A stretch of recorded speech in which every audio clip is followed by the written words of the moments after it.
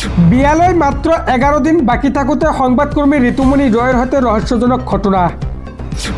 সংবাদকৰ্মী ঋতুমণি ৰয়ৰ ঘটনাক লৈ শোকস্তব্ধ মহানগৰ। ঘটনা সন্দৰ্ভত ঋতুমণিৰ পিতৃয়ে দিছে প্ৰতিক্ৰিয়া। সবিস্তাৰ চাওক। বিয়ালৈ মাত্ৰ 11 দিন বাকী থাকোঁতে সংবাদকৰ্মী ঋতুমণি ৰয়ৰ সৈতে ৰহস্যজনক ঘটনা। সংবাদকৰ্মী ঋতুমণি ৰয়ৰ ঘটনাক লৈ শোকস্তব্ধ মহানগৰ। ডিচেম্বৰৰ 5 তাৰিখে আছিল বিয়া ঋতুমণি ৰয়ৰ। নিজৰ বিয়াৰ চিঠি নিজেই ছপাইছিল ঋতুমণি ৰয়ে। বিয়াৰ বাবে সকলো যা যোগাৰ কৰিছিল নিজেই। বিয়াৰ বাবে সকলো বজাৰ কৰিছিল ঋতুমণি ৰয়ে। মনে মিলা দৰৰ সৈতে বিয়া ঠিক হৈছিল ঋতুমণি ৰয়ৰ। দীৰ্ঘদিনীয়া প্ৰেমৰ সম্পৰ্কৰ পিছত বিয়াৰ বাবে সাজু হৈছিল তেওঁ। দুদিন পূৰ্বে সকলো ঠিকেই চলি আছিল। ঋতুমণি ৰয়ৰ সৈতে সংঘটিত হোৱা ঘটনাক লৈ পিতৃৰ প্ৰতিক্ৰিয়া। পৰৱৰ্তী খবৰ। আজি দেশৰ পৰৱৰ্তী মুখ্য ন্যায়াধীশ ৰূপে শপত ল'ব ন্যায়াধীশ সূৰ্যকান্তই। উচ্চতম ন্যায়ালয়ৰ 53 সংখ্যক মুখ্য ন্যায়াধীশ হ'ব ন্যায়াধীশ সূৰ্যকান্ত দেৱে। 14 মাহৰ বাবে দেশৰ ন্যায়িক ব্যৱস্থাৰ সৰ্বোচ্চ পদত থাকিব ন্যায়াধীশ সূৰ্যকান্তই। এই সন্দৰ্ভত চাওক। দেশৰ পৰৱৰ্তী মুখ্য ন্যায়াধীশ ৰূপে শপত ল'ব ন্যায়াধীশ সূৰ্যকান্তই। উচ্চতম ন্যায়ালয়ৰ 53 সংখ্যক মুখ্য ন্যায়াধীশ হ'ব সূৰ্যকান্ত দেৱে। 14 মাহৰ বাবে দেশৰ ন্যায়িক ব্যৱস্থাৰ সৰ্বোচ্চ পদত থাকিব ন্যায়াধীশ সূৰ্যকান্তই। ৰাষ্ট্ৰপতি দ্ৰৌপদী মুৰ্মুৱে শপত বাক্য পাঠ কৰোৱাব সূৰ্যকান্ত দেৱক।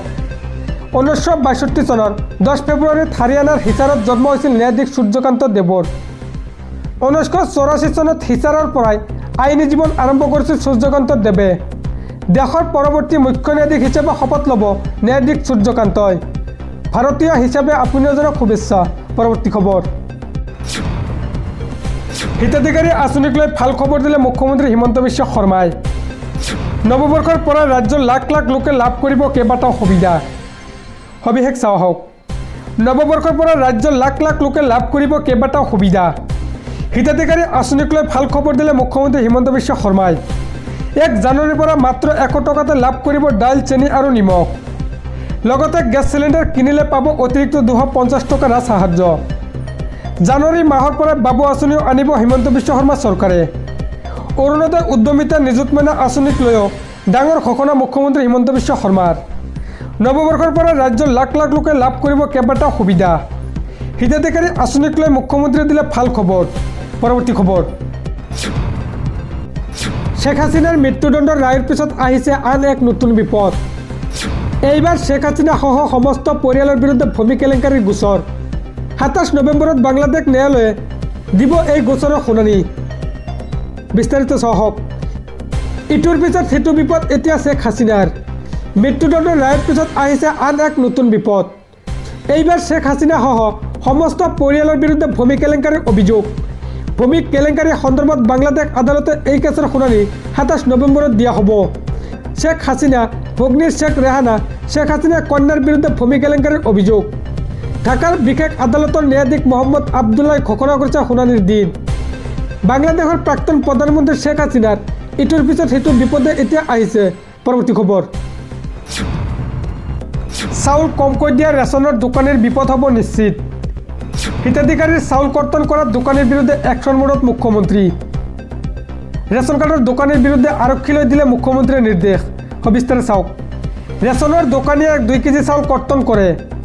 আজিয়ে উঠাই আনক ৰেচনৰ দোকানীক। মুখ্যমন্ত্ৰীৰ সভাত ৰেচনৰ দোকানীৰ বিৰুদ্ধে একশ্যন মুখ্যমন্ত্ৰীৰ। চাউল কমকৈ দিয়া ৰেচনৰ দোকানীক উঠাই অনাৰ নিৰ্দেশ মুখ্যমন্ত্ৰী হিমন্ত বিশ্ব শৰ্মাৰ। মুখ্যমন্ত্ৰীৰ সভাতে আৰক্ষী অধীক্ষকলৈ এই নিৰ্দেশনা।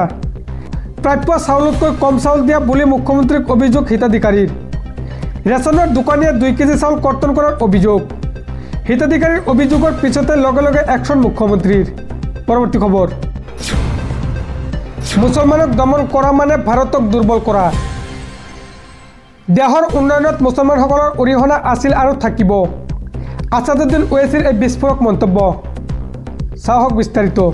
দেশৰ উন্নয়নত মুছলমানসকলৰ অৰিহণা আছিল আৰু থাকিব। মুছলমানক দমন কৰা মানে ভাৰতবৰ্ষক দুৰ্বল কৰা। দেশৰ উন্নতিৰ বাবে 19 কোটি মুছলমানক একেলগে আগুৱাই নিব লাগিব। মুছলমানৰ দেশৰ প্ৰতি প্ৰেম আছে আৰু থাকিব। ভাৰতবৰ্ষৰ শত্ৰু মানে প্ৰতিজন মুছলমানৰো শত্ৰু। মছজিদৰ বিৰুদ্ধে আদালতে সিদ্ধান্ত দিয়াৰ পাছতো মুছলমানে মানি লৈছে। ভাৰতত প্ৰতিজন মুছলমানে ভাৰতীয় হিচাপে জীয়াই থাকিব। মুছলমানক দ্বিতীয় শ্ৰেণীৰ নাগৰিকলৈ পৰিণত কৰাৰ প্ৰয়াস কেতিয়াও সফল নহ'ব। এআইএমৰ নেতা আছাদুদ্দিন ওৱেইছিৰ এই বিস্ফোৰণ মন্তব্য। পৰৱৰ্তী খবৰ।